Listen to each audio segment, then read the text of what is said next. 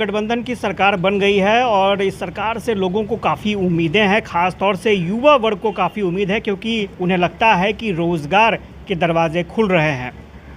नमस्कार, मैं हूं आशुतोष चंद्रा और आप देख रहे हैं यूबी न्यूज़। और जब रोज़गार की बात आ रही है तो अभी फ़िलहाल सबसे ज़्यादा रोज़गार के अवसर जहां दिख रहे हैं वो शिक्षा विभाग है। और सबसे ख़ास बात ये है कि हमारे साथ शिक्षा मंत्री भी हैं और इनसे ज़्यादा उम्मीदें इसलिए भी हैं क्योंकि मुझे लगता है मैं जब से देख रहा हूँ तब से कोई शिक्षक शिक्षा मंत्री बना हो ऐसा दिखा नहीं है। तो खैर वो अलग चीज़ है, हम जानेंगे शिक्षा मंत्री से और कैसे वो शिक्षक थे और कैसे फिर शिक्षा मंत्री बने। इन तमाम सवालों के जवाब लेंगे। रोज़गार के भी मामले हैं, जो स्टूडेंट्स हैं वो बड़ी उम्मीद से महागठबंधन सरकार की तरफ देख रहे हैं, तेजस्वी यादव की तरफ देख रहे हैं, प्रोफेसर चंद्रशेखर की तरफ देख रहे हैं। सबसे पहले तो आपका स्वागत है यूबी न्यूज़ पर। चंद्रशेखर जी, आपको मैं बहुत पहले से जान रहा हूँ, आपकी स्पीच को विधानसभा में मैंने सुना है और एक शिक्षक जब शिक्षा मंत्री बनता है तो कैसा लगता है? आशुतोष भाई, आपके संघर्ष को भी देखा हो। इस प्रिंट इलेक्ट्रॉनिक मीडिया में आपको जूझते हुए देखा हूँ और जो ये आप अपना चैनल लॉन्च किए यूबी न्यूज़, मैं ईश्वर से, परमात्मा से, प्रभु से ये उम्मीद करता हूँ आपको इतना आशीर्वाद दे प्रभु परमात्मा कि आप ये इलेक्ट्रॉनिक मीडिया के वर्ल्ड में आप ख्याति अर्जित करें और पूरी तन्मयता से, लगन से सत्य दिखाने का कोशिश करेंगे, मैं उम्मीद करता हूँ। और वो रिलायंस इंडिया द्वारा स्पॉन्सर्ड में आप नहीं फंसेंगे। आगे जब बड़ा आपका स्कोप होगा तो आप लोग की सबसे पीड़ा तो अभी यही है कि आप लोगों की बात, सही बात पब्लिक तक नहीं पहुंचती है। ये है कि रिलायंस इंडिया द्वारा जो स्पॉन्सर्ड ये डिजिटल इलेक्ट्रॉनिक मीडिया है वो क्या इंसाफ बता पाएगा देश के लोगों को? उनसे इंसाफ की उम्मीद भी क्या की जा सकती है? 40%, 50% जो अंबानी साहब का उसमें योगदान है, तो वो तो एक तरह से गोदी मीडिया कहलाता है, बिकाऊ ही है, समझे कि नहीं? तो इसमें ही है, इसलिए कहा हूँ। मैं तो प्रोफेसर चंद्रशेखर से बात करने आया था, आप गोदी मीडिया की तरफ चले गए। मैं ये कहता हूँ, देखो जो सत्य है समाज में ना जाए ये तो गुनाह होगा। और जहाँ तक आपने बात की है शिक्षा, एम्प्लॉयमेंट, नहीं, पहले हम ये जानना चाहते हैं कि एक शिक्षक जब शिक्षा मंत्री बनता है तो कैसा लगता है और ये सफ़र कहाँ से आपने शुरू की और क्या आपने सोचा था कि शिक्षा मंत्री बनेंगे? मुझे इस बात की खुशी है कि मैं शिक्षक पिता का पुत्र हूँ। शिक्षक पिता का पुत्र शिक्षा मंत्री हो सकता है, इसके जद में शिक्षा का संस्कार है, शिक्षा है। मैं आपके चैनल के माध्यम से राज्यवासियों को, देशवासियों को कहना चाहता हूँ कि शिक्षा ही विकास के सारे द्वार खोल सकते हैं। शिक्षा ही हिंदुस्तान और भारत की खोई हुई अस्मिता को वापस ला सकती है। एक ज़माना था जब भगवान बुद्ध जी का विचार इस देश में चल रहा था तो हमारा देश विश्व गुरु कहलाता था, सोने की चिड़िया कही जाती थी। 11 विषयों की समुन्नत पढ़ाई संपूर्ण विश्व में अकेला कहीं होता था तो वो मगध के नालंदा में होता था। ये गौरवमयी बात है। इसको किसी कारण से कालांतर में उस तरह का स्टेटस हमारा नहीं रहा, ये चिंता की बात है। और ये भी मैं जानता हूँ कि मोहन भागवत जी जो बयान देते हैं कि शिक्षा से अहंकार बढ़ता है, तो शिक्षा से अहंकार बढ़ने का ज्ञान भी उनको शिक्षित होने के बाद ही मिला होगा, नहीं तो इस शब्द का प्रयोग भी वो नहीं कर सकते। तो ये जो संघी मनुवादी लोग हैं जो इस देश में मनुस्मृति थोपना चाहते हैं, नफ़रत फैलाना चाहते हैं, तो हम लोग तो भाई मोहब्बत का पैगाम लेकर के समाज देश को बचाने के लिए उद्धत हैं, तत्पर हैं और समर्पित हैं। हमारी पार्टी, हमारा महागठबंधन माननीय मुख्यमंत्री जी नीतीश कुमार जी के नेतृत्व में जो चल रही है, माननीय मुख्यमंत्री नीतीश कुमार जी के नेतृत्व में जो चल रही है, जिसके उप मुख्यमंत्री हमारे प्रिय नेता तेजस्वी बाबू हैं।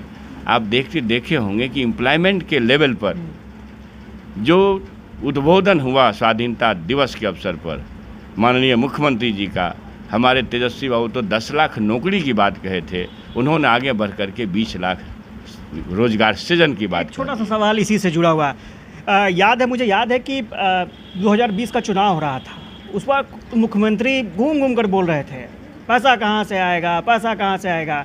तेजस्वी यादव ने रिस्क लिया, उन्होंने कहा कि पैसा व्यवस्था होगा, आप हमको गद्दी दीजिए। आपको लगता है कि 10 लाख रोजगार के लिए पैसे हो जाएंगे?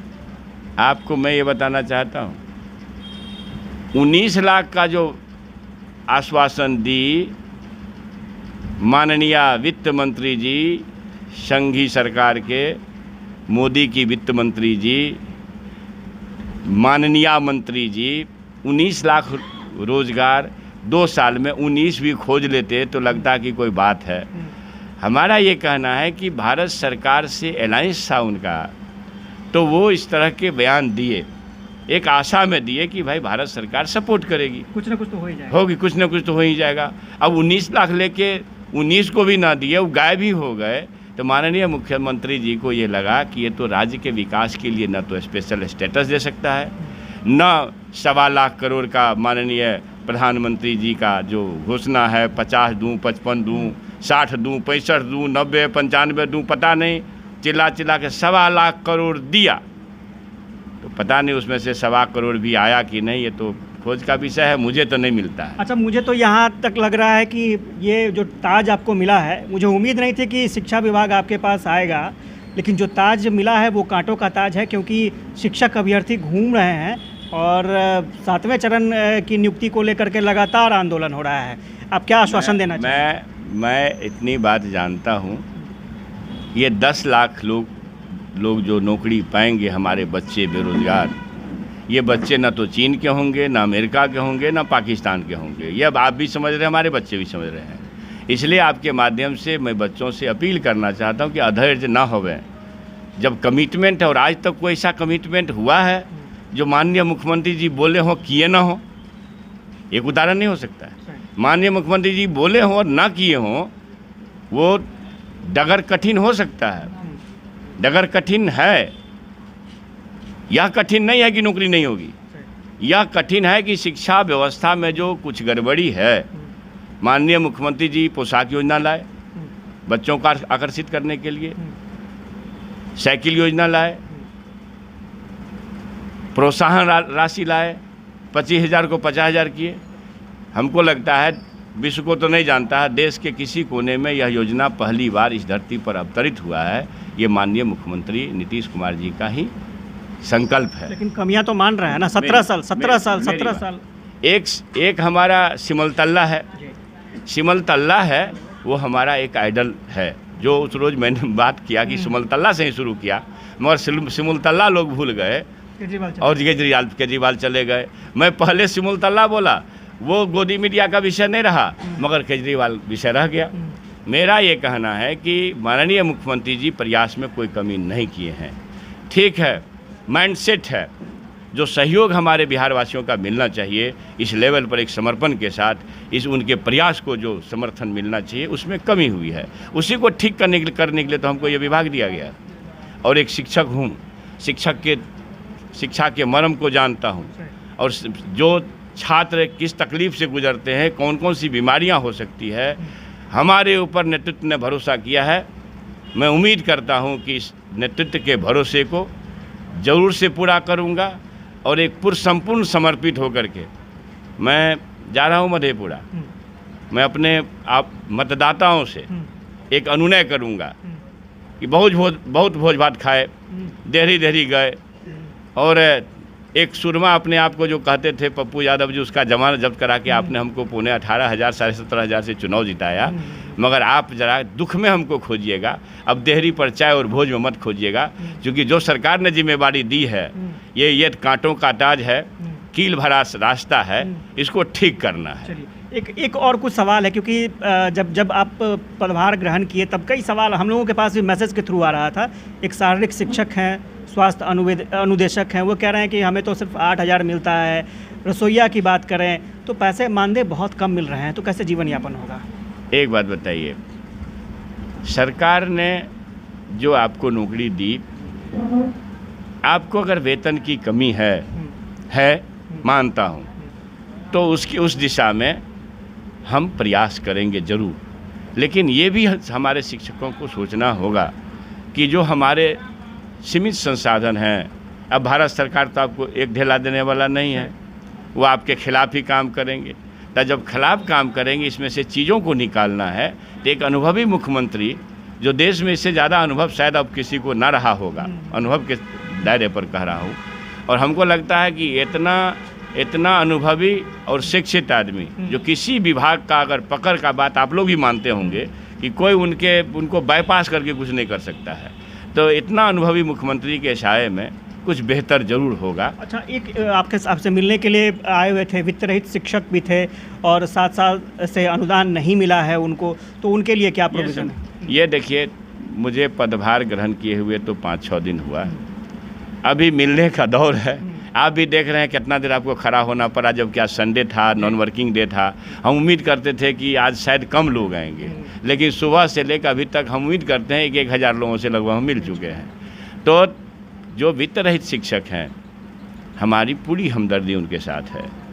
अनुदान का मामला क्यों अटक जाता है, हम अनुदान देते ही हैं तो क्यों अटकता है, कहाँ पेच फंसा हुआ है, ये समझूंगा, और अगर हमारे दायरे के अंदर होगा तो उसको दूर करूंगा। एक दो छोटा सवाल, नीतीश जी की भूमिका क्या रहने वाली है आगे?